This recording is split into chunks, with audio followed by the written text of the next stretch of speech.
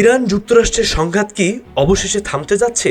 মধ্যপ্রাচ্যের দীর্ঘ উত্তেজনার মধ্যে এবার যুদ্ধবিরতির সম্ভাবনা তৈরি হয়েছে। যুক্তরাষ্ট্র ইরানের কাছে 14 দফার একটি সমঝোতা স্মারক বা MOU দিয়েছে, যা এখন পর্যালোচনা করছে তেহরান।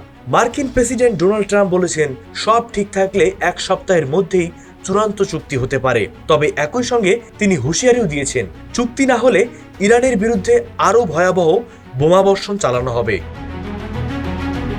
প্রস্তাবিত চুক্তিতে ইরানকে দীর্ঘ সময় ইউরেনিয়াম সমৃদ্ধকরণ স্থগিত রাখতে হতে পারে। বিনিময়ে নিষেধাজ্ঞা শিথিল, আটকে থাকা অর্থ ছাড় এবং হরমুজ প্রণালীতে জাহাজ চলাচলের বিধিনিষেধ তুলে নেয়ার কথা বলা হয়েছে। এছাড়াও ইরানকে প্রতিশ্রুতি দিতে হবে তারা কখনো পারমাণবিক অস্ত্র তৈরি করবে না। জাতিসংঘের পরিদর্শকদের আকস্মিক তদারকির বিষয়েও আলোচনা চলছে। তবে ইরান এখনো সতর্ক অবস্থানে রয়েছে। দেশটির ভেতরে মার্কিন প্রস্তাব নিয়ে ব্যাপক সমালোচনা শুরু হয়েছে। ইরানের পার্লামেন্টে জাতীয় নিরাপত্তা কমিটির সদস্যরা বলেছেন, এটি যুক্তরাষ্ট্রের একতরফা চাপ সৃষ্টি ও রাজনৈতিক সুবিধা আদায়ের চেষ্টা।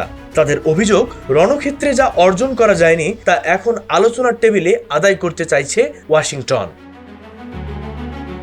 ইরানের প্রেসিডেন্ট মাসুদ পেজেশকিয়ান কূটনৈতিক সমাধানের পক্ষে থাকলেও যুক্তরাষ্ট্রের প্রতি গভীর অবিশ্বাস প্রকাশ করেছেন। তেহরান জানিয়েছেন, চাপের মুখে কোনো আপোষ নয়, প্রয়োজনে পাল্টা জবাব দিতে প্রস্তুত তারা। সব মিলিয়ে যুদ্ধ থামার সম্ভাবনা যেমন তৈরি হয়েছে, তেমনি চুক্তি ভেস্তে যাওয়ারও আশঙ্কা এখনো রয়ে গেছে।